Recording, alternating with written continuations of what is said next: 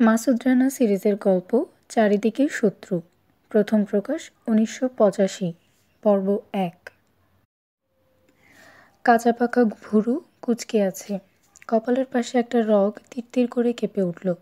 গভীর মনোযোগের সাথে একটা ফাইল দেখছেন বাংলাদেশ কাউন্টার ইন্টেলিজেন্সের সুযোগ্য কর্ণধার মেজর জেনারেল অবসরপ্রাপ্ত Rahat Khan. Confidential report part 1, মিক-1 প্রজেক্ট। মস্কো থেকে 600 মাইল দূরে বেলিয়ারস্ক মিক-1 প্রজেক্টের কাজ এখন প্রায় শেষ পর্যায়ে। প্রজেক্ট হাতে নেওয়া হয় 5 বছর আগে।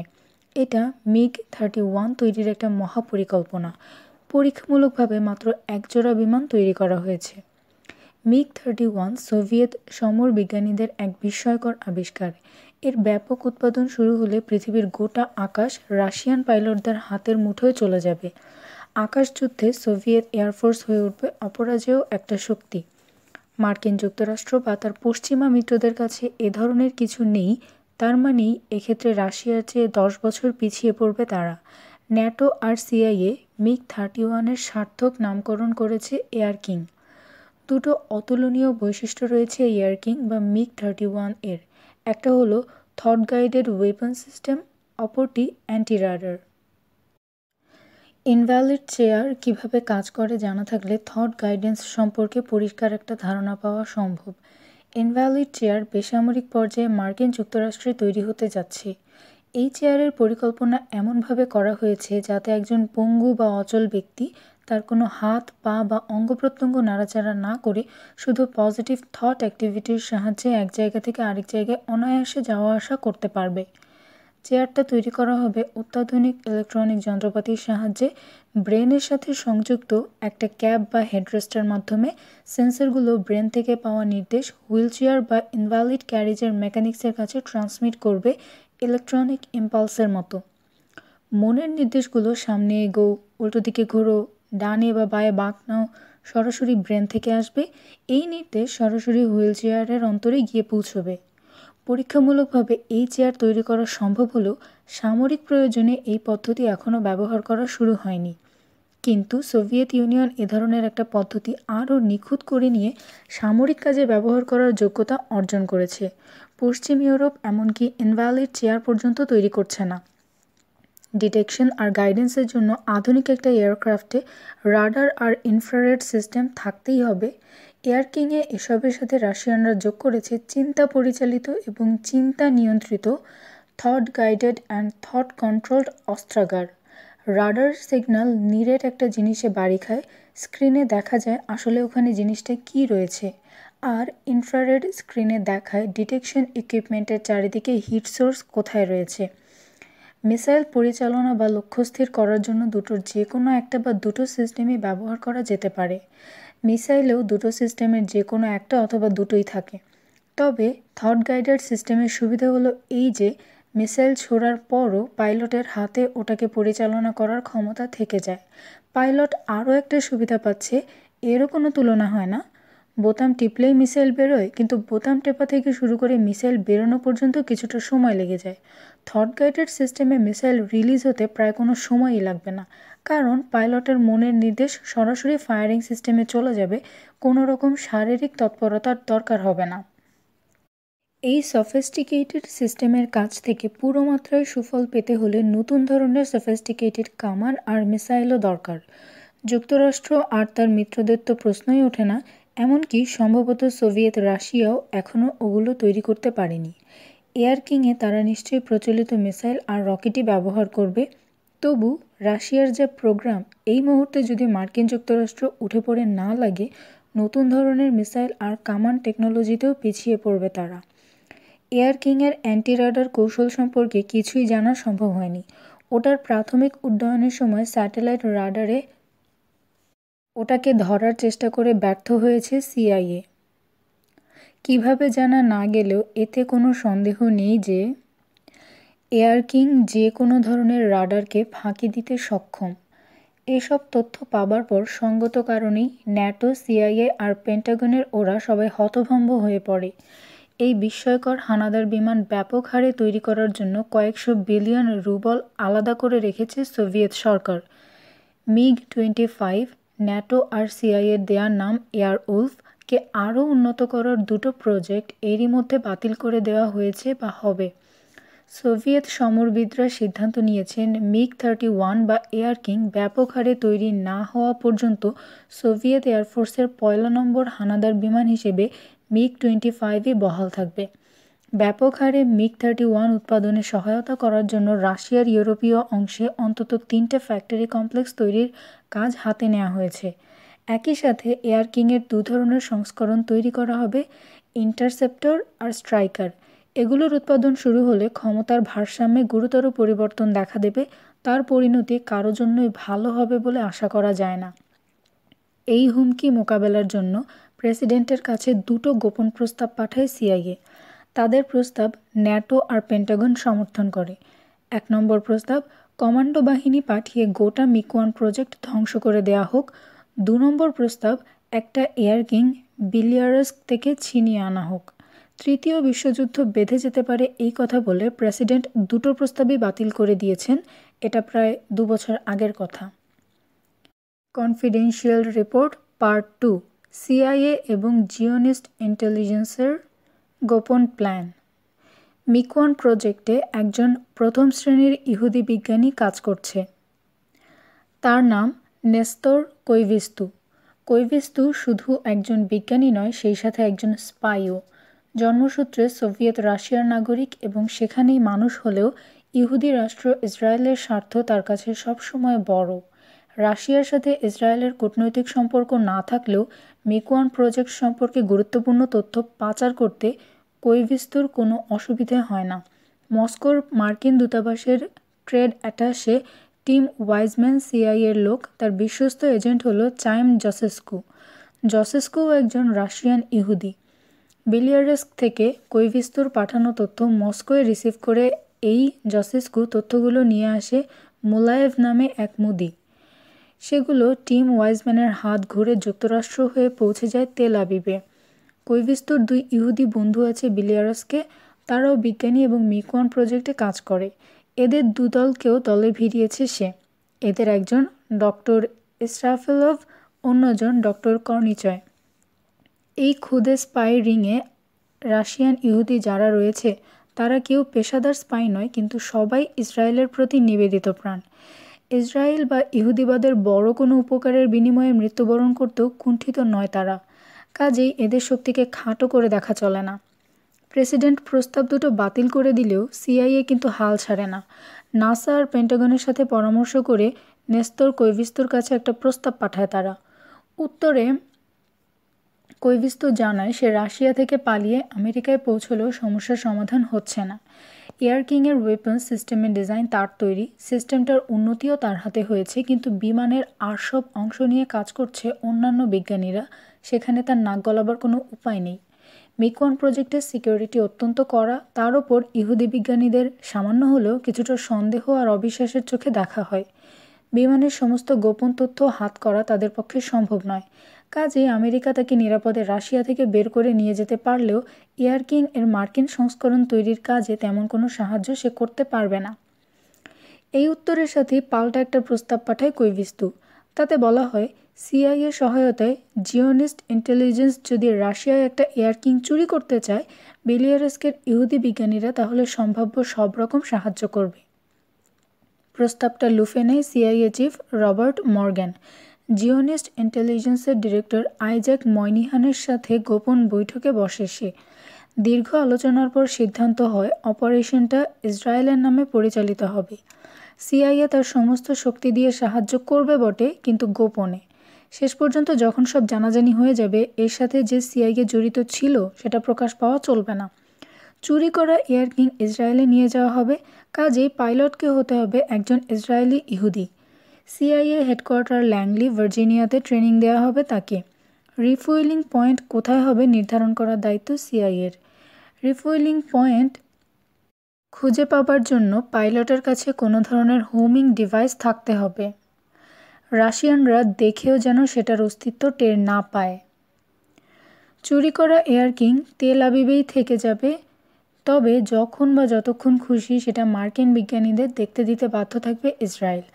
এয়ার কিং এর মার্কিন সংস্করণ তৈরি হলে এক স্কোয়াড্রন বিমান উপহার হিসেবে চাইবে ইসরায়েল। সিআইএ ইসরায়েলের এই দাবি সমর্থন করবে। মিক-1 প্রজেক্টের কাজ শেষ হতে 2 বছর বাকি, কাজেই সময় নষ্ট না করে একটা প্ল্যান তৈরি করে ফেলা দরকার। ইসরায়েল পাইলট নির্বাচন করে পাঠালেই তাকে ট্রেনিং দেওয়ার কাজ শুরু করা হবে।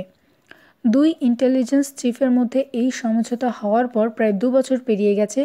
ইসরায়েলি পাইলট পিটি ডাফ এর ট্রেনিং শেষ, সিগন্যাল পাওয়ার অপেক্ষায় লন্ডনে রয়েছে সে। মিক-1 প্রজেক্টের কাজও প্রায় শেষ, 3-4 মাসের মধ্যে আনুষ্ঠানিকভাবে উড়বে এয়ার কিং। সেই অনুষ্ঠানে প্রধান অতিথি থাকবেন সোভিয়েত কমিউনিস্ট পার্টির ফার্স্ট সেক্রেটারি। এই অনুষ্ঠানের মাত্র 2-4 দিন আগে সিগন্যাল দেওয়া হবে পিটি ডাফকে। সিগন্যাল পেয়ে লন্ডন থেকে মস্কোর পথে রওনা হয়ে যাবে সে। Confidential report part 3 details. BCI এর কর্তব্য। কেনেথ রবসন একজন ডাবল এজেন্ট, তার সাথে রানা ইনভেস্টিগেশনের যোগাযোগ বহুদিনের। Israeli pilot PT Duff CIA হেডকোয়ার্টারে ট্রেনিং নিচ্ছে, এই তথ্য মাসুদ রানার কাছে মাত্র $500 বিক্রি করে সে। 2 দিন পর নিউ ইয়র্কের একটা পাবে অজ্ঞাতনামা একজন আততায়ীর গুলিতে রবসন মারা যায়। রবসন মারা যাওয়াতেই তার দেয়া তথ্যটা বিশেষ গুরুত্ব লাভ করে। তদন্ত শুরু করে রানা। কেঁচো খুঁড়তে গিয়ে বেরিয়ে পড়ে সাপ। সিআইএ আর জিওনিস্ট ইন্টেলিজেন্সের গোপন প্ল্যানের অনেকটাই জেনে ফেলে ও। বিসিআই হেডকোয়ার্টারে রিপোর্ট করে রানা, সেই সাথে নুমার ডিরেক্টর অ্যাডমিরাল জর্জ হ্যামিল্টনকেও ব্যাপারটা জানায়। মার্কিন প্রেসিডেন্টের ঘনিষ্ঠ বন্ধু তিনি, একটা ইন্টেলিজেন্স এজেন্সির চিফও বটে। এই এজেন্সির অস্তিত্ব সম্পর্কে সিআইএ, এফবিআই সহ অনেক প্রতিষ্ঠানই ধরতে গেলে কিছুই জানে না। জর্জ হ্যামিল্টন একমাত্র মার্কিন প্রেসিডেন্টের কাছে সরাসরি তার কাজের রিপোর্ট দেন। এদিকে আবার BCI chief major general Rahat খানের সাথেও তার ব্যক্তিগত বন্ধুত্ব রয়েছে। রানাকে অত্যন্ত স্নেহ করেন ভদ্রলোক, ঠেকায় বেঠেকায় সাহায্য নেন এবং করেন। মার্কিন প্রশাসনে অল্প যে 2-1 ইসরায়েল বিরোধী ব্যক্তি আছেন, তিনি তাদের অন্যতম। রানার কাছ থেকে ব্যাপারটা জানার পর প্রথমে হেসেই উড়িয়ে দেন তিনি। তার ধারণা প্রেসিডেন্টকে গোপন করে সিআইএ এ ধরনের কোনো প্ল্যান করতে পারে না। কিন্তু রানা সিরিয়াস বুঝতে পেরে তিনি সিদ্ধান্ত নেন ব্যাপারটা খোঁজ নিয়ে দেখবেন। দিন 15 পর ওয়াশিংটনে আবার তার সাথে দেখা করে রানা। প্রথম দিকে প্রসঙ্গটা এড়িয়ে যাবার চেষ্টা করেন অ্যাডমিরাল, কিন্তু রানা নাছোড়বান্দা বুঝতে পেরে স্বীকার করেন, হ্যাঁ, সিআইএ আর জিওনিস্ট ইন্টেলিজেন্সের গোপন প্ল্যান সম্পর্কে বিস্তারিত সবই জানতে পেরেছেন তিনি। মিক-1 প্রজেক্ট সম্পর্কেও সব কথা তার মুখ থেকে শোনে রানা। কিন্তু সবশেষে অ্যাডমিরাল জানান, ওরা দুপক্ষই সাংঘাতিক সতর্ক। এর সাথে যে সিআইএ জড়িত সেটা প্রমাণ করা এক কথায় অসম্ভব। আর প্রমাণ ছাড়া সিআইএর বিরুদ্ধে তিনি প্রেসিডেন্টের কাছে রিপোর্ট করতে পারেন না। অথচ রাশিয়াকে সাবধান করা দরকার। অ্যাডমিরাল জানিয়ে দিলেন সে দায়িত্বও তিনি নিতে পারেন না। বাংলাদেশ কাউন্টার ইন্টেলিজেন্স ইচ্ছে করলে কেজিবির সাথে যোগাযোগ করতে পারে, কিন্তু প্রমাণ ছাড়া কেজিবি বা বিসিআই এর কথা বিশ্বাস করবে কেন? প্রমাণ সংগ্রহের চেষ্টা চলল। ইসরায়েলি পাইলটের নামধাম, চেহারা, তার ট্রেনিং, টাইম শিডিউল ইত্যাদি নিশ্চয়ই কোনো ফাইলে লেখা আছে। সেই ফাইলটা বিসিআই এর দরকার। ওয়াশিংটনে গিয়ে জর্জ হ্যামিল্টনের সাথে দেখা করলেন মেজর জেনারেল রাহাত খান। 3 দিন আলোচনার পর অ্যাডমিরাল বিসিআইকে সাহায্য করতে রাজি হলেন। বললেন তিনি চান ইসরায়েলের এই অপারেশন ব্যর্থ হোক, কিন্তু সিআইএর বিরুদ্ধে সরাসরি কিছু করা তার পক্ষে সম্ভব নয়। তিনি গোপনে বিসিআইকে সাহায্য করবেন, তবে প্রেসিডেন্টের কাছে ব্যাপারটা গোপন রাখবেন না। সিআইএ যে এর সাথে জড়িত সেটা প্রেসিডেন্টকে জানানো হবে না, শুধু জিওনিস্ট ইন্টেলিজেন্সের কথা বলা হবে। এসবের আগে বিসিআই হেডকোয়ার্টারের নির্দেশ পেয়ে ইউরোপে এসে কেজিবির একজন গুরুত্বপূর্ণ এজেন্টের সাথে দেখা করল রানা। জিওনিস্ট ইন্টেলিজেন্স আর সিআইএর ষড়যন্ত্র সম্পর্কে সব কথা খুলে বলা হলো তাকে। রানা অনুরোধ করলো, ব্যাপারটা এখনই তুমি তোমার হেডকোয়ার্টারকে জানাও। কিন্তু কেজিবি এজেন্ট হেসেই অস্থির। তার ধারণা রাশিয়া থেকে মিগ-31 চুরি করে আনা দুনিয়ার কারো পক্ষেই সম্ভব নয়। এ ধরনের একটা ভুয়া তথ্য নিয়ে তার কাছে আসার জন্য রানাকে ব্যঙ্গ বিদ্রুপ করতেও ছাড়ল না সে। এরপর মেজর জেনারেল রাহাত খান নিজেই রাশিয়াকে সাবধান করার দায়িত্ব নিলেন। অনেক চেষ্টা তদবির করার পর একটা অ্যাপয়েন্টমেন্ট হলো। রোমানিয়ার রাজধানীতে 2 ইন্টেলিজেন্স চিফ মুখোমুখি বসলেন। আগাগোড়া সব ব্যাখ্যা করে বললেন মেজর জেনারেল রাহাত খান, শুধু জর্জ হ্যামিল্টনকে বাদ রাখলেন প্রসঙ্গ থেকে। গভীর মনোযোগের সাথে সব শুনলেন কেজিবি চিফ উলরিক বেগলেভ। রাহাত খান যতক্ষণ কথা বললেন এক চুল নড়লেন না পর্যন্ত। রাহাত খান থামার পরও অনেকক্ষণ তাকিয়ে থাকলেন ভদ্রলোক। মনে হলো কার উপর যেন রাগ হয়েছে তার। তারপর ধীরে ধীরে তার চেহারা থেকে রাগের ভাব দূর হয়ে গেল। রাহাত খানকে তিনি হাভানা চুরুট অফার করলেন। ধন্যবাদ বলে পাইপ ধরালেন রাহাত খান। প্রতিক্রিয়ার জন্য অপেক্ষা করছেন তিনি। চুরুট ধরালেন কেজিবি চিফ। তারপর রাহাত খানের ব্যক্তিগত কুশলাদি জানতে চাইলেন। বৈঠক এরপরও 15 মিনিট চলল বটে, কিন্তু প্রসঙ্গে আর ফিরে এলেন না উলরিখ বিয়েগলেভ। অপমানিত বোধ করলেন রাহাত খান। হোটেল থেকে সরাসরি এয়ারপোর্টে চলে এলেন। যান্ত্রিক গোলযোগের কারণে প্লেন আধ ঘন্টা লেট হবে শুনে লাউঞ্জে অপেক্ষা করছেন তিনি। 15 মিনিট পর একজন মেসেঞ্জার এলো। রাহাত খানের হাতে একটা এনভেলপ ধরিয়ে দিয়ে চলে গেল সে। এনভেলপের ভেতর থেকে কেজিবি চিফের নিজের হাতে লেখা একটা চিরকুট বেরোলো।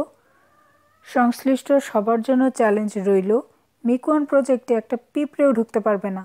গোটা প্রজেক্ট দুনিয়ার শ্রেষ্ঠ ইন্টেলিজেন্স কেজিবি পাহারা দিচ্ছে। আমাদের চোখ ফাঁকি দেওয়া খোদ শয়তানের পক্ষেও সম্ভব নয়। সিংহকে ইঁদুরের ভয় দেখানো হাস্যকর নয় কি? এত কিছুর পরও আবার বাংলাদেশ মন্ত্রী পর্যায়ে সোভিয়েত প্রশাসনের সঙ্গে যোগাযোগ করে, কিন্তু এবারও কোনো লাভ হয় না। বাংলাদেশকে জানিয়ে দেয়া হয় বিসিআই যে তথ্য দিতে চাইছে সেটা ভুয়া। তাছাড়া রাশিয়ায় ঢুকে MiG-31 চুরি করা এ শুধু বদ্ধ পাগলই চিন্তা করতে পারে, ইত্যাদি ইত্যাদি। উপকার করতে চাইছে, বিনিময়ে একটা ধন্যবাদ পর্যন্ত পেল না বিসিআই। ইতিমধ্যে জিওনিস্ট ইন্টেলিজেন্স হেডকোয়ার্টার থেকে সেই গুরুত্বপূর্ণ ফাইলের ফটোকপি বের করা গেছে। ওদের প্ল্যান সম্পর্কে বিস্তারিত সবই এখন জানে বিসিআই। ব্যাপারটা কাকতালীয় সন্দেহ নেই, কিন্তু ইসরায়েলি পাইলট পিটি ডাভের বয়স, গায়ের রং, চুলের ধরন, চোখের রং, দৈর্ঘ্য ইত্যাদি হুবহু প্রায় মাসুদ রানার মতো। এই মিল আশীর্বাদ হয়ে দেখা দিতে পারে। বিষয়টা নিয়ে জর্জ হ্যামিল্টনের সাথে বিস্তারিত আলাপ করেছে রানা। পরিস্থিতি পর্যালোচনা। ইসরায়েল এক অশুভ শক্তি।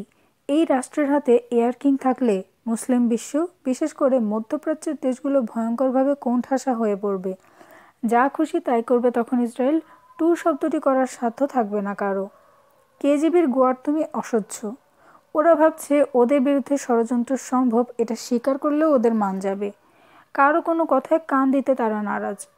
কেউ চ্যালেঞ্জ করলে সেটা গ্রহণ করা অন্যায় নয়।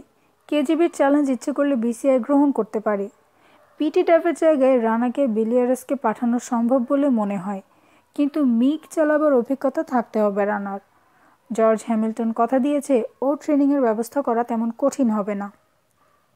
সিদ্ধান্ত এখনও কোনো সিদ্ধান্ত নেওয়া হয়নি, কাজেই ফাইলে এ ব্যাপারে কিছু লেখা হয়নি।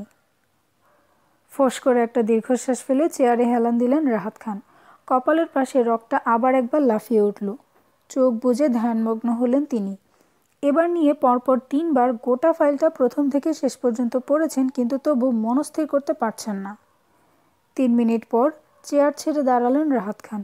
নিভে যাওয়া চুরুট ধরিয়ে কার্পেটের ওপর পায়চারি শুরু করলেন।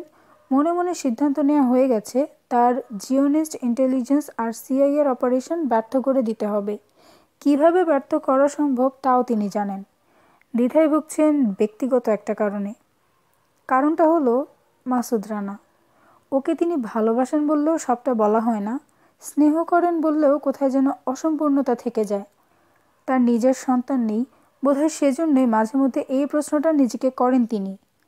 আমার সন্তান থাকলে আমি কি তাকে রানার চেয়ে বেশি ভালোবাসতাম? কিন্তু রানাকে তিনি যতটা ভালোবাসেন তার চেয়ে বেশি ভালোবাসা কোথায় ধরে তার জানা নেই। ওকে কি তিনি ভুল করে মৃত্যুর দিকে ঠেলে দিচ্ছেন? যে দায়িত্ব সিআইএর মতো একটা প্রতিষ্ঠানকে দিতে সাহস পাননি মার্কিন প্রেসিডেন্ট, সেই দায়িত্ব একা রানার উপর চাপিয়ে দেওয়া কি ওকে খুন করারই নামান্তর নয়? আজ 3 দিন ধরে এই দ্বিধায় ভুগছেন রাহাত খান। ফলে সিদ্ধান্ত লিখতে দেরি হচ্ছে। বিসিআই এর আরও অনেক এজেন্ট রয়েছে, তাদের অনেকেই রানার চেয়ে কম যোগ্য নয়, কিন্তু বাঘের খাঁচায় কাউকে পাঠাতে হলে রানার কথাই মনে পড়ে সবার আগে। কঠিন কাজ? তাহলে রানাকে ডাকো, ওই পারবে। এটা স্রেফ একটা অনুভূতি, আর কিছু নয়। নাকি আরও কিছু? এই অনুভূতি তার মনের শক্তি আর সাহস শতগুণ বাড়িয়ে দেয়। মাঝে মধ্যে হাতে এমন এক আধটা কাজ আসে যখন এই অতিরিক্ত শক্তি আর সাহস তার দরকার হয়ে পড়ে। এবারকার কাজটা সেরকম। কাজেই পাঠালে মাসুদ রানাকেই। দ্বিধা? পায়চারি থামিয়ে আপন মনে হাসলেন মেজর জেনারেল। দ্বিধা কেন? পিটি ডাফ তার কাছে সফল হবে এ ব্যাপারে শতকরা 100% নিশ্চিত হয়েছেন তিনি। সেই ভয়ে তো তিনি জিওনিস্ট ইন্টেলিজেন্সকে বাধা দেওয়ার সিদ্ধান্ত নিয়েছেন। পিটি ডাফকে সিআইএও সাহায্য করেছে। এখন যদি ডাফের জায়গায় রানা যায় আর সেটা যদি কেউ টের না পায়, কেন রানা ব্যর্থ হবে? সন্দেহ নেই রানাকে তিনি বাঘের খাঁচায় পাঠাচ্ছেন, কিন্তু বাঘের চোখে ধুলো দেওয়ার ব্যবস্থাও তো করাই আছে। রিভলভিং চেয়ারে এসে বসলেন রাহাত খান। খোলা ফাইলটা টেনে নিলেন সামনে, তুলে নিলেন কলম, সিদ্ধান্তের নিচে লিখলেন পিটি ডাফের জায়গায় মাসুদ রানা। একই অ্যাসাইনমেন্ট, মিগ ট্রেনিং নেয়ার জন্য কালই ভার্জিনিয়ার পথে রওনা হোক ও। 3 মাস পর চেরেমেতেইভো এয়ারপোর্ট, মস্কো। ব্রিটিশ এয়ারওয়েজের যাত্রীবাহী BAC 111 এর আরোহীরা টারমাক ধরে এগোলো। মেঘলা আকাশ, ঝড়ো বাতাস বইছে। লৌহ জবনিকার অভ্যন্তরে কিসের যেন ভয় ভয় রহস্য। এক লাইনে এগোচ্ছে আরোহীরা, সবার পিছু পিছু আসছে অস্থির প্রকৃতির এক যুবক। বাতাস উড়িয়ে নিয়ে যাবে তাই এক হাতে চেপে রেখেছে হ্যাট, অপর হাতে ব্রিটিশ এয়ারওয়েজ লেখা একটা ট্রাভেল ব্যাগ। তার চেহারা বা পোশাক আশাকে তেমন কোনো বৈশিষ্ট্য নেই, সব মিলিয়ে অতি সাধারণ একজন মানুষ। চোখে খুব মোটা ফ্রেমের চশমা, চিকন গোঁফ, ঠান্ডা বাতাস লেগে লাল হয়ে উঠেছে নাক। পরনে কালো টপকোট আর কালো ট্রাউজার, পায়ের জুতো জোড়াও কালো। মাঝে মাঝে জিভের ডগা দিয়ে নিচের ঠোঁটটা ভিজিয়ে নিচ্ছে আর চোখে ঘন ঘন তাকাচ্ছে ডানে বায়ে। নার্ভাস তাতে কোনো সন্দেহ নেই, যেন চুরি করতে এসে ধরা পড়ার ভয়ে তটস্থ। কেজিবি তার ফটো তুলবে। চেরেমেভেই তো মস্কোর প্রধান এয়ারপোর্ট, ফরেন ফ্লাইটের প্রত্যেক আরোহীর ফটো তোলা হয় এখানে। টেলিফটো লেন্সের সাহায্যে দূর থেকে করা হয় কাজটা, আরোহীরা কেউ টেরও পায় না। কখন তোলা হবে ফটো নাকি এরই মধ্যে তোলা হয়ে গেছে বলতে পারবে না যুবক, তবু টারমাকের শেষ প্রান্ত পর্যন্ত মাথা নিচু করে রাখলো সে, ভাবটা যেন ধুলো থেকে চোখ বাঁচাবার চেষ্টা করছে। ডিসএম্বার্কেশন লাউঞ্জের আকস্মিক উত্তাপ একটা ধাক্কার মতো লাগলো। কোটের কলার আর হ্যাট নামিয়ে চুল ব্রাশ করার একটা ঝোঁক চাপলো তার। কপাল থেকে চুলগুলো সরালো সে। হ্যাটটা একটু সরে যাওয়ায় সিথির কাছে একগোছা সাদা চুল বেরিয়ে পড়ল। এ থেকে বোঝা যায় নিজের চেহারা নিয়ে মোটেও মাথা ঘামায় না যুবক। ঠিক এই মুহূর্তে আবার তার ফটো তোলা হলো। চঞ্চল চোখে আরেকবার নিজের চারদিকে তাকালো সে। তারপর কাস্টমস ডেস্কের দিকে এগোলো। যে কোনো আন্তর্জাতিক টার্মিনালে যা দেখা যায়, চারিদিকে মানুষের অনর্গল স্রোত। উজ্জ্বল লাল, হলুদ আর কালো সিল্ক ঝলমল করে উঠল চোখের সামনে। 10 সদস্যের আফ্রিকান এক ডেলিগেশন তার আগে আগে লাইন দিয়ে এগোচ্ছে। এশিয়ান, ইউরোপিয়ান, ওরিয়েন্টাল, কত বিচিত্র চেহারার মানুষ। জনস্রোতের একটা অংশ হয়ে গেল সে। এয়ারপোর্ট লাউঞ্জের এই পরিচিত পরিবেশ একটু যেন সুস্থির হতে সাহায্য করলো তাকে, যদিও চেহারায় ক্লান্তির ভাব থেকেই গেল। জানে কাস্টমস অফিসিয়ালদের পেছনে যারা দাঁড়িয়ে রয়েছে ওরা সবাই সিকিউরিটির লোক, নির্ঘাত কেজিবি। ডিটেক্টরের 2 স্ক্রিনের মাঝখানে হাতের ব্যাগটা রাখলো সে। কনভেয়ার বেল্টের সাথে তার অন্যান্য লাগেজে চলে এলো। এক চুল নড়ল না সে। এরপর কি হবে জানা আছে। কাস্টমস অফিসারদের পেছন থেকে একজন লোক নির্লিপ্ত ভাব চেহারায় এগিয়ে এসে বেল্ট থেকে সুটকেস দুটো হ্যাচকা টান দিয়ে তুলে নিল। এই হ্যাচকা টান, এর কোনো দরকার ছিল না, মনে মনে শঙ্কিত হলো যুবক। কেজিবি এজেন্টের দিকে দ্বিতীয়বার আর তাকালোই না সে। চেয়ে আছে কাস্টমস অফিসারের দিকে, কিন্তু না দেখেও বুঝতে পারছে কেজিবির লোক দুজন অত্যন্ত ব্যস্ততা ও উত্তেজনার সাথে তল্লাশি চালাচ্ছে তার সুটকেসে। এলোমেলো করা হচ্ছে কাপড় চোপড়, অযত্নের সাথে হাতে কি যেন খুঁজছে তারা। কাস্টমস অফিসার তার কাগজপত্র চেক করলো। কাউন্টারের শেষ মাথায় রয়েছে কন্ট্রোলার, এবার তার কাছে চলে এলো ওগুলো। ওদিকে সুটকেস হাতড়ানো আরও দ্রুত গতিতে চলছে। কেজিবি এজেন্টদের চেহারা থেকে নির্লিপ্ত ভাব অদৃশ্য হয়েছে। এখন সেখানে রাগ আর বিস্ময়, কেউ যেন মস্ত একটা ঠক দিয়েছে তাদের। অফিসার জানতে চাইল, মিস্টার লিরয় পামার, মস্কোয় আপনার কি কাজ? খুব করে কাশি দিল যুবক, বলল, আমার কাগজেই তো রয়েছে, আমি গোল্ডেন প্লাস্টিক কোম্পানির export agent, head office garden city. হ্যাঁ, তা তো দেখতেই পাচ্ছি, বলল কাস্টমস অফিসার। আহাম্মক বনে গিয়ে বিড়বিড় করছে কেজিবি এজেন্টদের একজন ঘন ঘন তার দিকে তাকালো। আপনি, দেখতে পাচ্ছি গত 2 বছরে আপনি বেশ কয়েকবার সোভিয়েত ইউনিয়নে এসেছেন মিস্টার পামার। হ্যাঁ, একটু ক্ষোভের সাথে বলল যুবক, কিন্তু কোনোবারই এই ঝামেলায় পড়তে হয়নি আমাকে। সন্ত্রস্ত নয়, বিস্মিত দেখালো তাকে। সেজন্য আমি দুঃখিত মিস্টার পামার, বলল অফিসার। কেজিবি এজেন্ট দুজন নিচু গলায় নিজেদের মধ্যে কথা বলছে, কিছুই শুনতে পেল না যুবক। ব্রিটিশ এয়ারওয়েজের আর সব আরোহীরা ইতিমধ্যে গেট পেরিয়েছে, প্যাসেঞ্জার লাউঞ্জে ছড়িয়ে পড়েছে তারা। এখানে শুধু একা আটকা পড়েছে যুবক। আমার কাগজপত্র সব ঠিক আছে, বলল সে। লন্ডনে সোভিয়েত দূতাবাসের ট্রেড অ্যাটাশে নিজে ওগুলো সই করেছেন।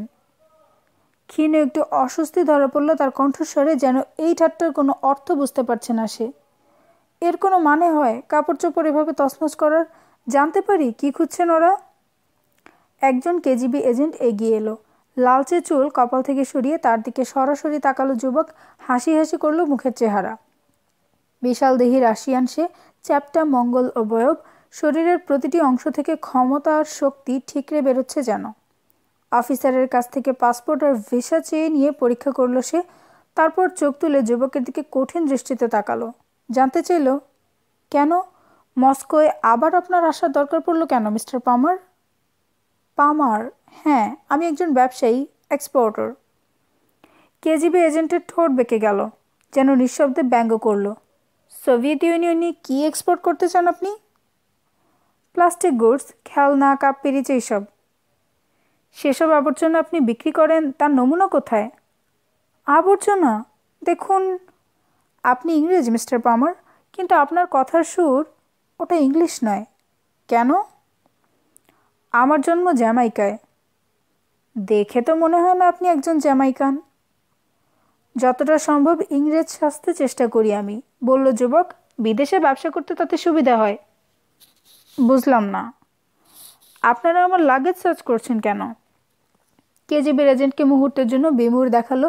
এ ধরনের কোনো প্রশ্ন আশা করেনি সে। সেটা জানার আপনার কোনো দরকার নেই, রাগের সাথে বলল সে। মনে রাখবেন, সোভিয়েত ইউনিয়নে আপনি একজন ভিজিটর। ছো দিয়ে সুটকেস থেকে একটা ট্রানজিস্টর রেডিও তুলে নিল সে। যুবকের নাকের সামনে তুলে ঘড়ির পেন্ডুলামের মতো দোলালো দুবার। কর্কশ সুরে জানতে চাইল, এটা কেন? মস্কোয় বসে আপনার দেশের উদ্ভট প্রোগ্রাম, এটাই তো শোনা যাবে না? আহত বিস্ময়ে তাকিয়ে থাকলো যুবক। হঠাৎ রেডিওর পেছনে ঢাকনিটা খুলে ফেলল এজেন্ট। পকেটে ঢোকানো যুবকের হাত দুটো শক্ত মুঠো হয়ে গেল। রেডিওর ভেতরটা পরীক্ষা করে দেখলো এজেন্ট। হতাশ দেখালো তাকে। রেডিও আর পাসপোর্ট কাউন্টারের উপর রাখলো সে। স্পষ্ট হুমকি সুরে বলল, ঠিক আছে। চোয়াল উঁচু হয়ে উঠল যুবকের। কাউন্টার থেকে পাসপোর্ট তুলে নিয়ে কোটের ব্রেস্ট পকেটে রাখলো। রেডিওটা ঢুকলো সাইড পকেটে। অপর এজেন্ট তার সুটকেস দুটো বন্ধ করলো, কাউন্টার থেকে ফেলে দিল তার পায়ের কাছে। একটা সুটকেসের তালা খুলে গেল। ছিটকে এলো কয়েক জোড়া শার্ট আর মোজা।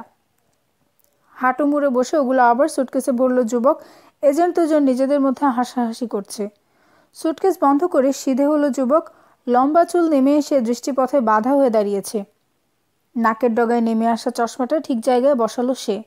সুটকেস দুটো দুই হাতে নিয়ে ব্যাগটা বগলে ধীরে ধীরে ঘুরে দাঁড়ালো। তাকে অপমান করা হয়েছে সেজন্য সে ক্ষুণ্ণ। অন্তত চেহারায় সে ভাবটুকুই ফুটে আছে। এই অভিনেতা আসলে মাসুদ রানা। কাউন্টারের পেছনে দেয়াল ঘেঁষে দাঁড়িয়েছিল আরেকজন লোক। এও কেজিবি, কিন্তু ওদের দুজনের চেয়ে বড় পদের অফিসার। যুবক যতক্ষণ কাউন্টারের সামনে ছিল, মুহূর্তের জন্য তার উপর থেকে চোখ সরায়নি সে। যুবক পেছনে ফিরতেই তিনজন জড়ো হয়ে উত্তেজিতভাবে ফিসফাস শুরু করলো। রানা জানে ওরা নিশ্চয়ই সেকেন্ড চিফ ডাইরেক্টর পার্সোনাল, সম্ভবত first section, 7th department. American, British আর কানাডিয়ান টুরিস্টের উপর কড়া নজর রাখাই ওদের কাজ। প্যাসেঞ্জার লাউঞ্জ থেকে বেরিয়ে এলো রানা। হাতের সুটকেস আর বগলের ব্যাগ ফুটপাতে নামিয়ে রাখলো। লাইন থেকে বেরিয়ে এসে ওর সামনে থামলো একটা কালো ট্যাক্সি। মস্কোভা হোটেল, বলল ও। মাথা ঝাঁকালো ড্রাইভার। বাতাসে উড়ে যাবার ভয়ে হ্যাটে হাত চাপা দিয়ে রেখেছে রানা। তাড়াতাড়ি উঠে বসলো ট্যাক্সিতে।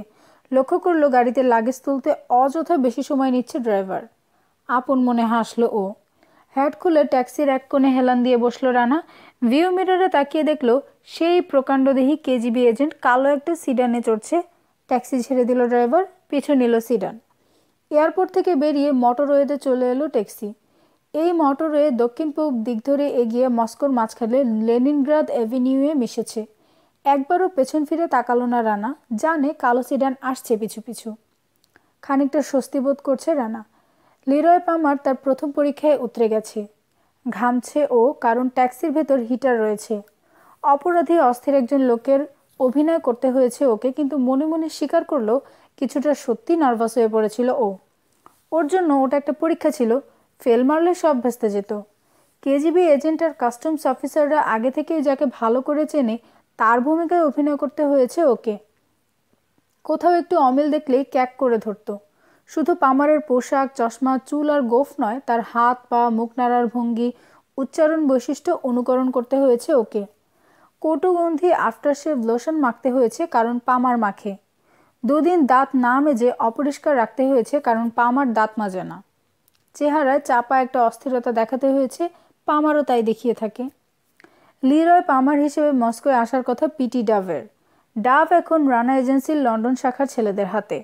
ওরা তাকে জামাই আদরে রাখবে, কিন্তু 4 দেয়ালের ভেতর থেকে বাইরে যেতে দেবে না একবারও, যতদিন না রাশিয়া থেকে বেরিয়ে যায় রানা।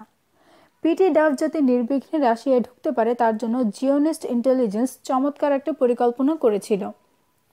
তাদের এই পরিকল্পনার বয়স প্রায় 2 বছর।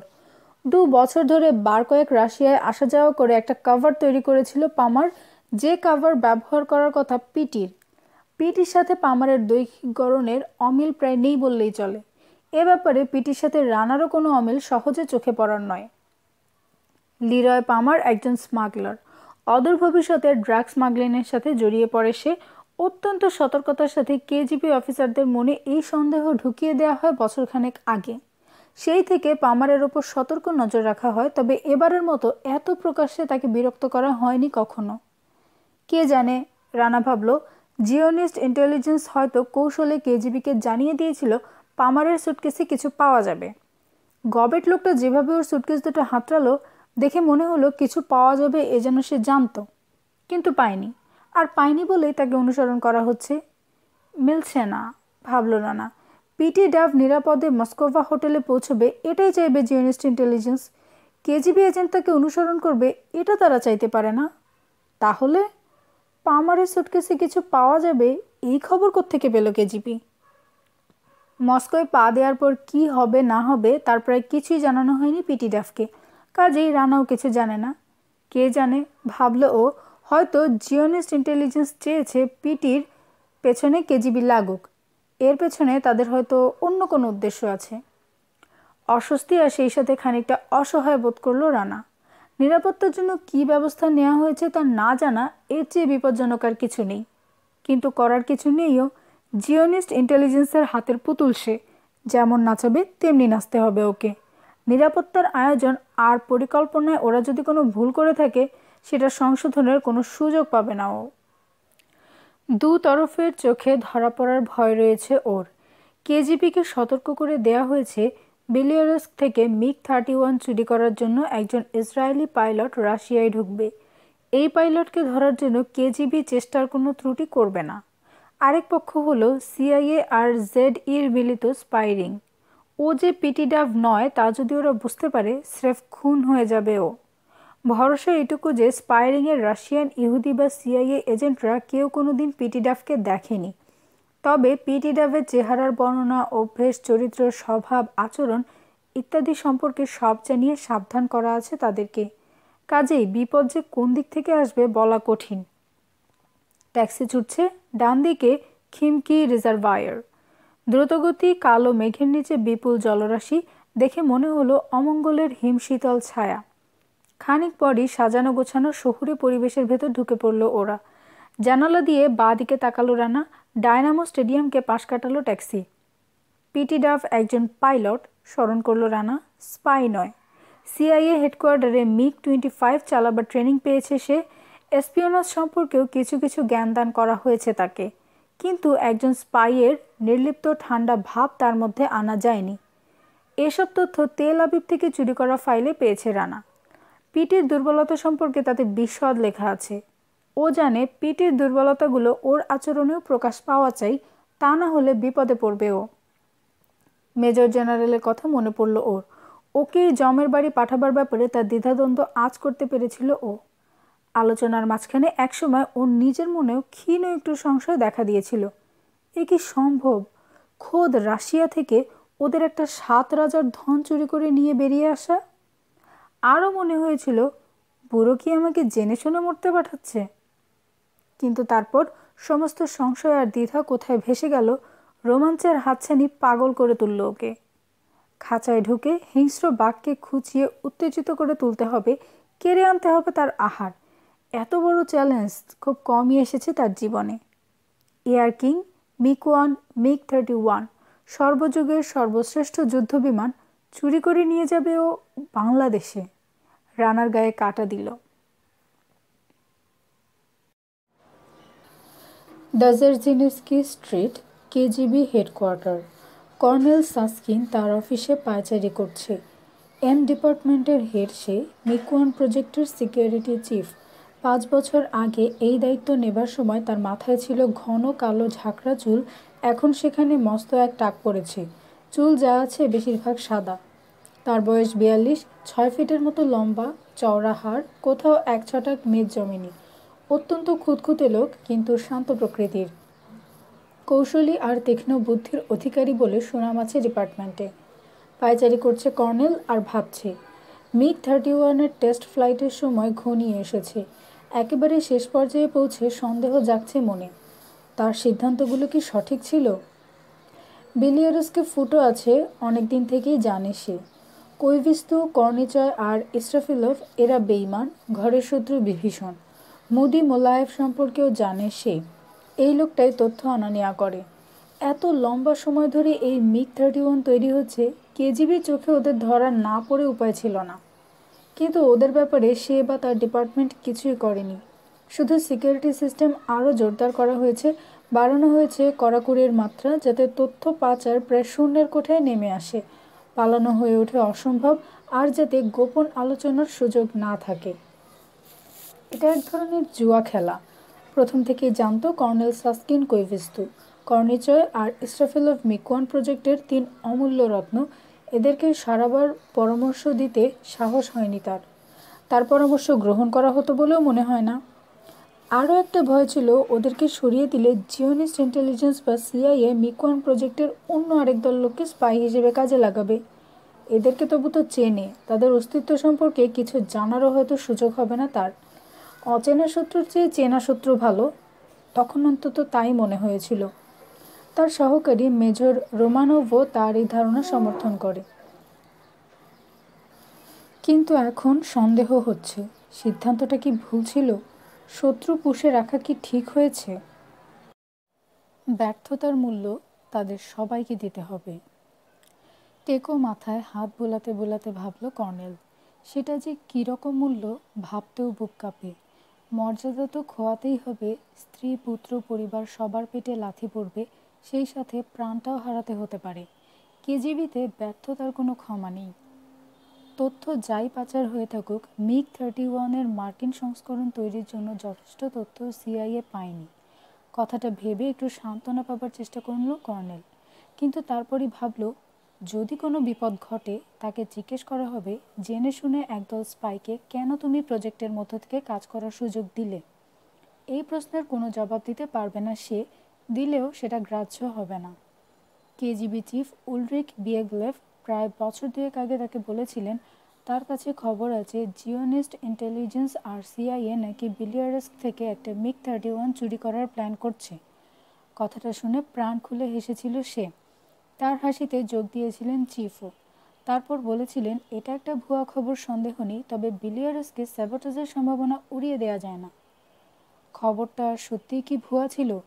গুরুত্ব না দিয়ে কি বোকামি করা হয়েছে? স্যাবোটেজ যদি সম্ভব হয়, চুরি করা সম্ভব হবে না কেন? আর বেশি সময় নেই, সিকিউরিটি আরও কড়া করতে হবে। শেষ মুহূর্তে কোনো রকম ঝুঁকি নেওয়া চলে না। ঝনঝন শব্দে টেলিফোন বেজে উঠল। নিজের ডেস্কের দিকে এগুলো কর্নেল সাসকিন। চেয়ারে বসে পা দোলাচ্ছে আর বসের দিকে তাকিয়ে আছে মেজর রোমানভ। শক্ত সমর্থ শরীর, বুকের ছাতি 42 ইঞ্চি, বলার চেয়ে শোনাতেই তার আগ্রহ বেশি। ফলে কর্মকর্তাদের প্রিয়পাত্র হতে পেরেছে। কিন্তু এই মুহূর্তে ভুরু কুঁচকে আছে তার। ভাবছে, কর্নেলকে তো এত অস্থির দেখাবার কথা নয়। মাত্র আজ সকালেই বিলিয়ারস্কের কেজিবি ইউনিটের কাছ থেকে রিপোর্ট পেয়েছে কর্নেল সাসকিন। আন্ডারগ্রাউন্ড সেলের ওপর নজর রাখার জন্য লোক সংখ্যা বাড়ানো হয়েছে। গত 48 ঘন্টায় গোনার বাইরে বিলিয়ারস্কে কেউ ঢোকেনি। ছোট শহরটা থেকে বেরিয়েছে শুধু মুদি বেটা মোলায়েভ। মস্কো থেকে বিলিয়ারেসকে তার ভ্যান পৌঁছানোর সাথে সাথে সার্চ করা হয়েছে। কর্নেল নির্দেশ দিয়েছে শহরে ঢোকা মাত্র প্রতিটি গাড়ি সার্চ করতে হবে, আর সিকিউরিটি ফেন্স পেরিয়ে ফ্যাক্টরিতে যে লাটসাহেবই ঢুকতে চাক প্রত্যেকের পরিচয় সম্পর্কে সম্পূর্ণ নিশ্চিত হতে হবে। পরিচিত হলেও পরীক্ষা করতে হবে তার কাগজপত্র, সার্চ করতে হবে শরীর আর কাপড় চোপড়। কুকুরের সংখ্যা বাড়ানো হয়েছে যাতে পেরিমিটার ফেন্সের চারদিক আরও ঘন ঘন পেট্রোল দিতে পারে। হ্যাঙ্গারে সশস্ত্র গার্ডের সংখ্যাও বাড়িয়ে 3 গুণ করা হয়েছে। আজ রাতেই কেজিবি হেলিকপ্টারে চড়ে বিলিয়ারেসকে যাচ্ছে রোমানভ। বর্তমান অফিসারের কাছ থেকে সিকিউরিটি ফোর্সের দায়িত্ব বুঝে নেবে সে। বিলিয়ারেসকে নিশ্ছিদ্র করে তুলতে মাত্র কয়েক ঘন্টা সময় লাগবে তার। কর্নেল সাসকিন ঠিক করেছে ফার্স্ট সেক্রেটারি আর তার দলের সাথে নয়, টেস্ট ফ্লাইটের 24 ঘন্টা আগে বিলিয়ারেসকে পৌঁছবে সে। চিফ উলরিক বিয়াকলেভ সম্ভবত ফার্স্ট সেক্রেটারির সাথে ওখানে পৌঁছবেন। টেস্ট ফ্লাইট কয়েক ঘন্টা বাকি থাকতে আন্ডারগ্রাউন্ড সেলের সব কজনকে গ্রেফতার করবে তারা। ফার্স্ট সেক্রেটারি পৌঁছানোর আগেই ওদেরকে ইন্টারোগেট করা শুরু হয়ে যাবে। সন্দেহ নেই সব থেকে পুলকিত হবেন ফার্স্ট সেক্রেটারি, আর গর্বিত হাসি দেখা যাবে চিফ উলরিক বিয়াকলেভের মুখে। কর্নেলের সাথে পরামর্শ করে রোমানভ ঠিক করেছে কোইভিস্তু, কর্নিচয়, ইসরাফিলভ, মোলায়েভ আর তার স্ত্রীকে একই সময়ে গ্রেফতার করা হবে যেখানেই তারা থাকুক না কেন। ওদের মিথ্যে নিরাপত্তা বোধ মুহূর্তে উবে যাবে কর্পূরের মতো। কেজিবির নারকীয় নিষ্ঠুরতা কাকে বলে হাড়ে হাড়ে টের পাবে বাছাধনরা। ক্রেডলের রিসিভার নামিয়ে রেখে তার দ্বিতীয় সহকারী মেজর বাস্কের দিকে তাকালো কর্নেল। মেজর বাস্কের মস্ত একটা গুণ, কর্মকর্তাদের মেজাজ বুঝে কথা বলতে পারে সে। অনুকরণে তার জুড়ি মেলা ভার। বস হাসলে সেও হাসে, বস উদ্বিগ্ন হলে সেও গম্ভীর হয়, কর্তার ধমক খেলে সেও অধস্তনদের ধমকায়। একহারা গরম, চোখ দুটোর সদা সতর্ক। বিলিয়ারেসকে অ্যাসিস্ট্যান্ট কেজিবি সিকিউরিটি চিফ সে। প্লেনে করে আজই মস্কো এসেছে কর্নেল সাসকিনকে একটা রিপোর্ট দেওয়ার জন্য। তার মৌখিক রিপোর্ট পেয়ে খুশি হয়েছে কর্নেল, কিন্তু আরও বেশি খুশি হয়েছে মিখাইল রাভিকের লিখিত রিপোর্ট পড়ে। রাভিক মিকুয়ান প্রজেক্টের চিফ সিকিউরিটি অফিসার। মিকুয়ান প্রজেক্টের সিকিউরিটি ব্যবস্থা যেমন সুচারু তেমনি কড়া। শুধু পরীক্ষিত কৌশলগুলোই কাজে লাগানো হয়েছে। কারো উর্বর মস্তিষ্কপ্রসূত কোনো চমকপ্রদ আইডিয়া নিয়ে পরীক্ষা নিরীক্ষার কোনো ঝুঁকি নেওয়া হয়নি। ঘরবাড়ি বানিয়ে দেওয়া হয়েছে। সপরিবারে একদল কেজিবির অফিসার প্রকাশ্যে বসবাস করছে ওখানে। তাদের অধীনে রয়েছে সেকেন্ড ডাইরেক্টরি থেকে বাছাই করা স্কোয়াড। সহায়তাকারী দল হিসেবে রয়েছে বেশ কিছু জিআরইউ সোভিয়েত মিলিটারি ইন্টেলিজেন্স সদস্য। তারা এয়ারস্ট্রিপ আর শহরে গার্ড ও পেট্রোল হিসেবে দায়িত্ব পালন করে। তৃতীয় আরও একটা দল রয়েছে, এরা কেজিবির আনঅফিসিয়াল সদস্য। সাদা পোশাকে ইনফর্মার আর সিভিলিয়ান স্পাই হিসেবে রিসার্চ আর ডেভেলপমেন্ট টিমের সবচেয়ে কাছ থেকে দায়িত্ব পালন করছে ওরা। 3টে দলই আসলে 4 জন লোকের উপর নজর রাখছে। এই 4 জন সম্পর্কে সব তাদের মুখস্থ। খুব করে কাশল কর্নেল সাসকিন। অর্থাৎ সহকারীদের মনোযোগ দাবি করছে সে। প্রায় একই ভঙ্গিতে যে যার চেয়ারে নড়ে চড়ে বসল মেজর রোমানভ আর মেজর বাস্কি। শেষ মুহূর্তে আমি কোনো ঝুঁকি নিতে চাই না, বলল কর্নেল। চিফ এই নিয়ে 2বার ফোন করলেন। তিনিও খুব উদ্বেগের মধ্যে আছেন। ভাবছি 5th চিফ ডাইরেক্টরেট থেকে স্পেশাল একটা ডিটাচমেন্ট ডেকে নেব কিনা। তোমরা কি বলো? ওদের সিকিউরিটি সাপোর্ট ইউনিটকে যদি ডাকি কেমন হয়? বিলিয়ারেসকে সশরীরে থেকে দায়িত্ব পালন করে মেজর বাস্কি। প্রস্তাবটা অপমানকর লাগলো তার কাছে। বসের মেজাজ বুঝে কথা বলতে অভ্যস্ত হলেও এই মুহূর্তে তার ব্যতিক্রম ঘটল। সে বলল, তার কোনো দরকার আছে বলে আমি মনে করি না কমরেড কর্নেল। দরকার নেই? বিস্মিত দেখালো কর্নেল সাসকিনকে। তুমি গ্যারান্টি দিয়ে বলতে পারো ওখানে কোনো বিপদ হবে না? চুপ করে থাকলো মেজর বাস্কি, কিন্তু কর্নেল তার দিকে চোখে প্রশ্ন নিয়ে তাকিয়েই থাকলো। অগত্যা ধীরে ধীরে মাথা নাড়তে হলো বাস্কিকে। বলল, না, গ্যারান্টি দিতে পারি না। কেউ তোমাকে তা দিতে বলছেও না, আশ্বস্ত করলো কর্নেল। অধস্তনকে সহজেই নত করা গেছে, সন্তুষ্টির ক্ষীণ হাসি দেখা গেল তার ঠোঁটে। কতজন লোক কর্নেল? 100 খানেক, গোপনে অবশ্যই, তবে 100-র কম নয়। ওদের যদি কোনো প্ল্যান থাকে এত লোক দেখে ভয়েই হয়তো তাতে হাত দেবে না ওরা। কর্নেলের মেজাজ বুঝে নিয়েছে মেজর বাস্কি। অভিযোগের সুরে বলল সে, মেজর রাভিক তো বিশ্বাসই করে না ওদের কোনো প্ল্যান আছে। হয়তো নেই, কিন্তু আমাদের ধরে নিতে হবে টেস্ট ফ্লাইট স্যাবোটেজ করা হবে। মিসাইল বা কামানে কারসাজি থাকতে পারে, মাঝ আকাশে বিস্ফোরিত হতে পারে প্ল্যান। পরিণতি সম্পর্কে তোমাদের বলার দরকার পড়ে না। MiG-31-এর প্রোডাকশন পিছিয়ে যাবে। আদৌ প্রোডাকশনে যাওয়া যাবে কি না তাও নতুন করে বিবেচনা করা হতে পারে। আমাদের কি হবে সেটা নাই বা ভাবলাম। মেজর রোমানভ একটা চুরুট ধরালো। কোনো ভাব নেই চেহারায়, শুধু শুনে যাচ্ছে সে। কিছু জিজ্ঞেস না করলে মুখ খুলবে না। টেলিফোনে পলিটিক্যাল সিকিউরিটি সার্ভিসের সাথে কথা বলো, নির্দেশ দিল কর্নেল। ওদের যারা বিলিয়ার্সকে কাজ করছে তাদের মধ্য থেকে সবচেয়ে বিশ্বস্ত কয়েকজনকে বাছাই করো। ফ্যাক্টরি কমপ্লেক্সের ভেতর ডিউটি দেবে তারা, বেইমানগুলোর কাছাকাছি থাকবে। তোমার অধীনে কাজ করবে ওরা। বাস্কি মাথা ঝাঁকালো। প্রত্যেকের কাছে অস্ত্র থাকবে, কমিউনিকেটর থাকবে। এবার বলো, টেস্ট ফ্লাইটের আগে প্লেনে যখন অস্ত্র তোলা হবে, কোথায় থাকবে 3 বেইমান? নোটবুকে চোখ বোলালো মেজর বাস্কি। ওরা 3জনই হ্যাঙ্গারের ভেতর থাকবে কমরেড কর্নেল। বাকি চুলগুলোও দেখছি সাদা হয়ে যাবে। হ্যাঙ্গারের ভেতর ওদের থাকা মানে বিপদের সম্ভাবনা 3 গুণ বাড়ল। খুলে বলো মেজর। কৈভিস্তু ওয়েপন সিস্টেমের দায়িত্বে রয়েছে কমরেড কর্নেল। সে কি রাতেও এয়ারক্রাফটে কাজ করবে, টেক অফ না করা পর্যন্ত? জি কমরেড। তার কাজ আর কাউকে দিয়ে হয় না? হয় যে না তা কর্নেলও জানে। জি না। বেশ, আর সবাই? কর্নিচয় আর ইস্ট্রাফিলভ দুজনেই নাকি মেকানিক্স হিসেবে দুর্লভ প্রতিভা, বলল মেজর বাস্কি।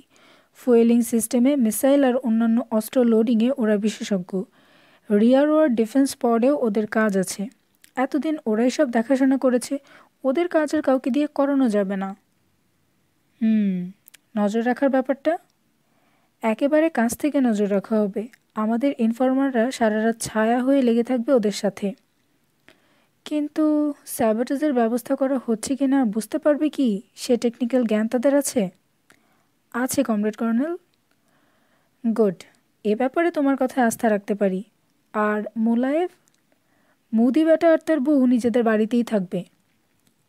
বুঝলাম। মেজর বাস্কিকে বাধা দিল কর্নেল সাস্কিন। ব্যাপারটা তাহলে এরকম দাঁড়ালো, আমাদের মিলিটারি ইন্টেলিজেন্স বিলিয়ার্সকে চারদিকে একটা বৃত্ত তৈরি করবে। সেটা টপকে ভেতরে ঢোকা কারো পক্ষে সম্ভব নয়। সিকিউরিটি সাপোর্ট ইউনিট কাল পৌঁছবে ওখানে।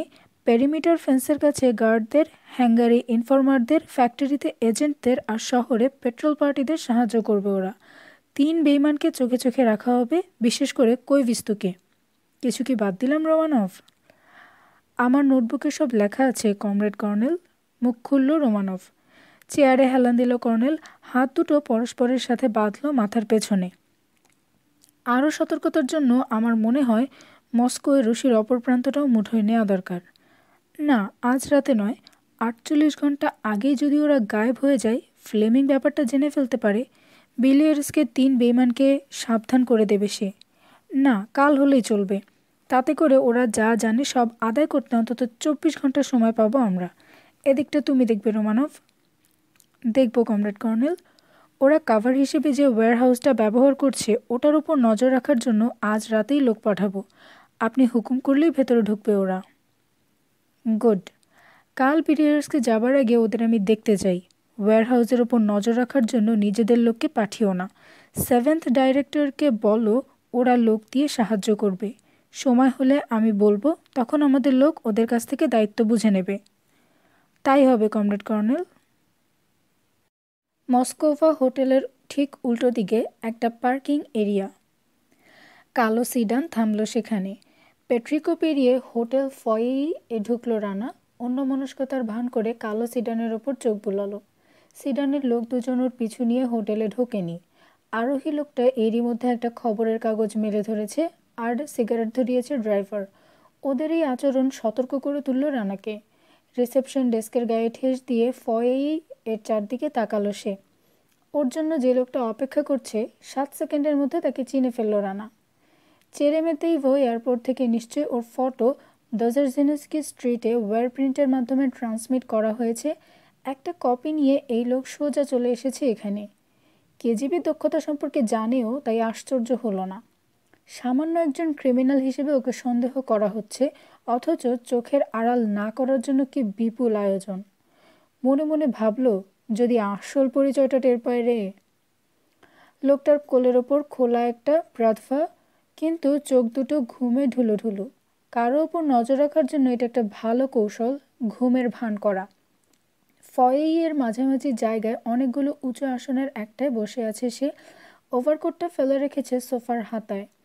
রানা হোটেল থেকে বেরোলে এই লোক পিছু নিবে। ততক্ষণে হয়তো বাইরের গাড়ি আর এজেন্টদেরও পালাবদল ঘটবে। কামরাটা 12 তলায়। পোর্টারকে বিদায় করে দিয়ে চশমা খুলল রানা, হ্যাটটা নামিয়ে ছুঁড়ে দিল বিছানার ওপর। মাথার চুল হাত দিয়ে এলোমেলো করলো, খুলে ফেললো টাই। ছোট একটা সুইট, লম্বা জানালার সামনে দাঁড়ালে ধুলি ঝড় আর রেড স্কোয়ার দেখা যাবে। সুটকেস খুলে স্লিপার বের করলো। কামরার এক কোণে একটা ড্রিঙ্কস ট্রলি, সেটা থেকে স্কচের একটা বোতল আর গ্লাস নিয়ে চলে এলো সোফায়। 2.5 কি 3 প্যাক হুইস্কি খেলো ও। নিচুতে পয়ে পা তুলে ঢিল করে দিল পেশিগুলো। পিটি ডাভ একজন ভীতু লোক, কাজেই সন্ত্রস্ত হয়ে আছে, এই ভাব দেখাতে হবে ওকে। ভয় নয়, অস্বস্তি বোধ করছে রানা। ওকে নিয়ে কি করা হবে কিছুইও জানে না। জানে না পিটি ডাভের নিরাপত্তা পরিকল্পনায় ZERCIA কোনো ভুল করে বসে আছে কিনা। এই পরিস্থিতি অত্যন্ত বিপজ্জনক। কামরার চারদিকে চোখ বোলালো রানা। মস্কো বা বিলাসবহুল হোটেল, সেন্ট্রালি হিটেড। ফরেন ডেলিগেশনগুলো বেশিরভাগ এখানেই ওঠে। আড়ি পাতা যন্ত্র আছে কিনা খুঁজতে নিষেধ করা আছে। দুমুখ আয়নার উল্টো দিক থেকে কেউ ওর ওপর নজর রাখছে কিনা জানার কোনো উপায় নেই। নিজের অজান্তে বিশাল আয়নার দিকে চোখ চলে গেল। তারপর ধীরে ধীরে চোখ বুঝল ও। অনুভূতিটা অস্বস্তিকর। সরাসরি কেউ ওর দিকে তাকিয়ে আছে ভাবতে বড় বিশ্রী লাগে। ঘুরে ফিরে বারবার সোভিয়েত প্রতিরক্ষা ব্যবস্থার কথা ভাবতে চাইছে ও। এয়ার কিং নিয়ে যতক্ষণ আকাশে থাকবে ও, ওর সাথে সোভিয়েত প্রতিরক্ষা ব্যবস্থার যুদ্ধাবস্থা বিরাজ করবে। CIA হেডকোয়ার্টারে মাত্র 3 মাসের ট্রেনিং পেয়েছে ও। MiG-25 চালাতে শিখেছে। ওকে একা ট্রেনিং নিতে দেখলে CIA সন্দেহ করবে, তাই 6টা দেশের 6 জন পাইলটকে ট্রেনিং দেওয়া হয়। অ্যাডমিরাল জর্জ হ্যামিল্টনই সব ব্যবস্থা করে দেন। CIA-কে জানানো হয় বন্ধু কয়েকটা দেশের প্রতি শুভেচ্ছার নিদর্শন হিসেবে এই প্রোগ্রামের পরিকল্পনা করা হয়েছে। CIA-র ওই এয়ারস্ট্রিপে MiG-31 অর্থাৎ এয়ার কিংয়েরও একটা ডামি তৈরি করা হয়। কৈভিস্তর পাঠানো ফটো আর বর্ণনার সাহায্যে তৈরি হয় ডামিটা। পিটি ডাভের ট্রেনিং শেষ হয়ে গিয়েছিল আগেই, তাই ডামির ওপর CIA-র বিশেষ নজর ছিল না। এই সুযোগটাও পুরোপুরি নিয়েছে রানা। এয়ার কিংয়ে যখন চড়বেও সেও, ভাগ্য যদি কখনো হয়, কন্ট্রোল প্যানেল ওর কাছে অপরিচিত লাগবে না। ঠান্ডা মাথায় যুক্তি দিয়ে ভাবতে গেলে মানুষের অনেক কাজই অন্তর্ঘাতী বা পাগলামি বলে মনে হয়। বিলিয়ারিস থেকে এয়ার কিং নিয়ে আকাশে ওঠার পর পূব, পশ্চিম, উত্তর, দক্ষিণ যেদিকেই যাক রানা, রাশিয়ান সীমান্ত পেরোতে হলে 1000 মাইলের ওপর পাড়ি দিতে হবে ওকে। এই 1000 মাইল ধরে ওর পেছনে লেগে থাকবে গোটা সোভিয়েত প্রতিরক্ষা ব্যবস্থা। মাথাটা হঠাৎ ঘুরে উঠল, গলা শুকিয়ে কাঠ। গ্লাসে খানিকটা হুইস্কি ঢেলে এক চুমুকে গিলে ফেলল ও। মাথা ঠান্ডা করে কিছুই চিন্তা করতে পারছে না। উঠে দাঁড়িয়ে চলে এলো জানালার সামনে, সব ভুলে থাকতে চায়। 12 তলা থেকে নিচে রেড স্কোয়ারে তাকালো। সার সার পার্ক করা কয়েকশো গাড়ি, হাজার হাজার মানুষ। বৃষ্টির দেখা নেই, আকাশ ভরা মেঘ, বিরতিহীন ধূলিঝড়। শেষ বিকেলেই সন্ধে ঘনিয়ে এসেছে। হিস্টরি মিউজিয়ামের উপর দিয়ে অনেকক্ষণ ক্রেমলিনের দিকে তাকিয়ে থাকলো ও। লেনিনের সমাধিও দেখা গেল। ব্রোঞ্জের দরজার সামনে ক্ষুদে আকৃতির গার্ডরা পায়চারি করছে। স্কোয়ারের শেষ মাথায় বিশাল সেন্ট বাসিলস ক্যাথেড্রাল। সব ভুলে থাকতে চাইলেও তা সম্ভব না। আর খানিক পরই মস্কোভা নদীর কিনারায় 3 জন লোকের সাথে দেখা করতে হবে ওকে। এদের কাউকেইও চেনে না, পরিচয়ও জানা নেই। শুধু জানে সাসনাকলমস্কি ব্রিজে যেতে হবে ওকে। ওখানে 3 জন লোক ওর জন্য অপেক্ষা করবে। ডিনার সেরে তারপর হোটেল থেকে বেরোতে হবে ওকে। বাইরে বেরিয়ে ভাব দেখাতে হবে সে একজন ট্যুরিস্ট, শহর দেখতে বেরিয়েছে। যে বা যারাই তার পিছু নিক, শুধু একটা ব্যাপারে ওর কোনো ভুল হলে চলবে না। নির্দিষ্ট জায়গায় ঠিক 10:30টায় পৌঁছতে হবে ওকে। হ্যাট আর কোট সাথে নিতে হবে। না, শুধু সাথে নিলে চলবে না, পরে থাকতে হবে ওগুলো। ট্রানজিস্টর রেডিওটাও সাথে থাকবে। এ থেকেই বোঝা যায় হোটেলে আর ফিরে আসছে না ও। অর্থাৎ সাসনাকলমস্কি ব্রিজ থেকে বিলিয়ারিস্কের দিকে ওর যাত্রা হবে শুরু। 10টা বাজার কয়েক মিনিট বাকি থাকতে মস্কোভা হোটেলের বার থেকে লিরয় পামার বেরিয়ে এলো। তার আগে হোটেলের ডাইনিং হলে ডিনার সেরেছে ও। ডিনার খাওয়ার সময় তার উপর নজর ছিল KGB-র। ডাইনিং হলের এক কোণে একা একটা টেবিল আগে থেকেই দখল করে বসেছিল লোকটা। তেমন লম্বা না, তবে মোটাসোটা। ডিনার সেরে বারে এলো সে। লোকটাও পিছু নিয়ে ঢুকলো। লুকোচুরি নেই, প্রকাশ্যে তার উপর নজর রাখছে। টেবিলে ভদকার গ্লাস। ডিনার খাওয়ার জন্য নিচে নামার সাথে সাথে কেজিবি এজেন্টরা সার্চ করার জন্য তার কামরায় ঢুকবে ধরে নিয়েছিল রানা। সুযোগ পেলে ওর বডি সার্চ করতেও ছাড়বে না। ডিনারের সময় ওভারকোটটা খুলে রাখতে হয়েছে, কিন্তু এমন জায়গায় রেখেছিল বসার জায়গা থেকে দেখতে পাচ্ছিল পরিষ্কার। ওটা ধারে কাছেও যায়নি কেউ। ছোট্ট রেডিওটা ওভারকোটের পকেটেই রেখেছে ও। ডিনারের সময় শহরের ম্যাপ আর একটা গাইড বুকে চোখ বুলিয়ে নিয়েছে রানা। কোলের ওপর ফেলে ভাঁজ খুলেছিল ম্যাপের। মোটাসোটা লোকটা দেখতে পায়নি। বারে ঘন্টাখানেক ছিল, ওখানে বসেও আরেকবার দেখে নিয়েছে ম্যাপ আর গাইড বুক। বার থেকে বেরোলো ও, সাথে সাথে টিকটিকিও পিছু নিল। হোটেলের পেট্রিকো থেকে ধাপ বেয়ে রেড স্কোয়ারে নামলো রানা। ফয়েই দাঁড়িয়ে গ্যাস লাইটার জেলে একটা সিগারেট ধরালো লোকটা। সংকেতটা দেখলো না রানা, কিন্তু রাস্তার উল্টো দিকে পার্ক করা বিরাট একটা গাড়ি থেকে কালো একটা মূর্তিকে বেরিয়ে আসতে দেখতে পেল। কালো সিডানটাকে কোথাও দেখা গেল না। রাস্তার ওপারে মাত্র একজন লোক, ধাপ বেয়ে নেমে আসছে মোটু। দুজন। গাড়িটার হেডলাইট জ্বলল, চিরে দিল কালো অন্ধকার। ইঞ্জিনের গর্জনের সাথে আরও উজ্জ্বল হলো জোড়া আলো। একটু ভয় পেল রানা। হোটেল ছেড়ে যাচ্ছে দেখে ওকে গ্রেফতার করা হবে না তো? কয়েক গজ এগিয়ে ইচ্ছে করেই থামল রানা। এদিক ওদিক তাকালো, যেন কোন দিকে যাবে ঠিক করতে চাইছে। ঝড়ো হাওয়ায় হ্যাটটা বারবার উড়ে যেতে চায়। দাঁড়িয়ে থেকে সেটাকে ভালো করে বসালো মাথায়। ওভারকোটের কলার তুলে ঘাড় ঢাকলো, কিন্তু না, ওর কাছাকাছি এলো না কেউ। মানিজানায়া স্কোয়ার থেকে রেড স্কোয়ার প্রপারে বেরিয়ে এসে বাঁহাতি পেভমেন্টটা বেছে নিল রানা। জিইউএম এর সামনেটা ওর চলার পথেই পড়বে। স্কোয়ারে প্রচুর লোকজন। লেনিনের সমাধি দেখার জন্য এত রাতেও কিছু লোক লাইন দিয়ে এগোচ্ছে। হাতে সময় নেই, তা না হলে সত্যি শ্রদ্ধা জানাবার জন্য লাইনে দাঁড়িয়ে পড়তো ও। রাস্তার দুধারে ঝলমলে দোকানপাট, কাঁচ ঘেরা জানালার সামনে খদ্দেরদের ভিড়। রাশিয়ানরা নির্লিপ্ত আর ঠান্ডা, নিয়নের সাদা আলোয় আরও বেশি নিষ্প্রভ আর নিস্তেজ দেখালো ওদের। কমিউনিজম কি ওদেরকে বড় বেশি বাস্তববাদী করে তুলেছে, কেড়ে নিয়েছে স্বতঃস্ফূর্ত প্রাণচাঞ্চল্য? কে জানে। ফেউ দুজন কি করছে দেখার কোনো চেষ্টাই করলো না রানা। জানে ওরা তাকে হারাবে না। বলা হয়েছে কেউ যদি পিছু নেয় খসাবার দরকার নেই। কাজেই তারা যাতে ওকে না হারায় তার ব্যবস্থা করা দরকার। হাঁটার গতি আরও শ্লথ করলো রানা। দোকানগুলোর ফ্যাশন প্রদর্শনীতে কিছু সময় কাটালো। 2 মিনিটের জন্য জিইউএম এ ঢুকলো। দুনিয়ার সবচেয়ে বড় ডিপার্টমেন্টাল স্টোর এটা। রেড স্কোয়ার থেকে বেরিয়ে এলো রানা। আস্তে ধীরে হাঁটছে, যেন কোনো তাড়া নেই। দূরে ক্রেমলিনের আকাশ ছোঁয়া টাওয়ার দেখা গেল। মস্কোভা নদীর কাছে পৌঁছবার আগেই ঠান্ডায় হি হি করতে শুরু করলো ও। মস্কোভোতেরস্কি ব্রিজে উঠে মাথা নিচু করে রাখলো, বাতাসের চাপে যাতে খুলির সাথে সেটা থাকে হ্যাট। খুলে ওটা হাতে নেওয়া চলবে না।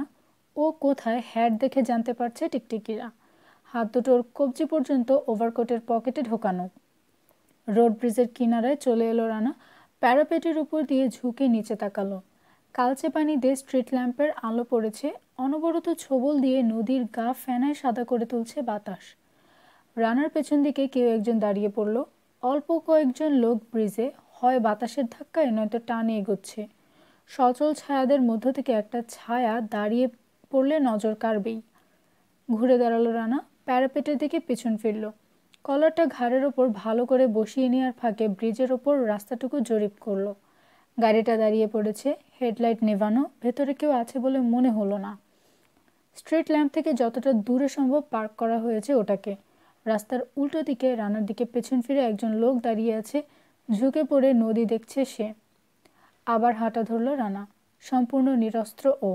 ভাবল, একটা অস্ত্র থাকলে কি ভালো হতো, নাকি বিপদ বাড়ত তাতে। মন খুঁতখুত করার একটাই কারণ, ব্রিজে পৌঁছবার পর কি ঘটবে সে জানে না। মস্কোভা নদীর পাশ ঘেঁষে এগিয়েছে ড্রেনেজ ক্যানেল। সেটা পেরিয়ে ওজারকোভস্কায়া কোয়েতে উঠে এলো রানা। তারপর পাথুরে সিঁড়ির ধাপ বেয়ে বাঁধের ওপর নেমে এলো। বাঁধ ধরে হাঁটছে, পেছনে পায়ের আওয়াজ পেল। শান্ত দৃপ্ত পদক্ষেপ, সিঁড়ি বেয়ে নেমে আসছে। গাড়ি আর তার আরোহীর কথা ভাবল রানা। সংখ্যায় ওরা কজন জানার জন্য এখন আর ফিরে যেতে পারে না ও। 3 জন আছে বলে জানে, 4 জন হওয়াও বিচিত্র নয়। আর গাড়িটা নিশ্চয়ই ওয়ারকোভস্কায়া কোয়ের উপর দিয়ে আসবে। আবার কখন রাস্তায় উঠবে ও সেই অপেক্ষায় থাকবে ড্রাইভার। উস্তিনস্কি ব্রিজ পেরিয়ে এসে হাতঘড়ি দেখল রানা, 10টা 20। পরের ব্রিজটাই সাসনোখোলমস্কি, পৌঁছতে 10 মিনিটের বেশি লাগবে না ওর। ওখানেই ওর সাথে দেখা হবে। কিন্তু কাদের?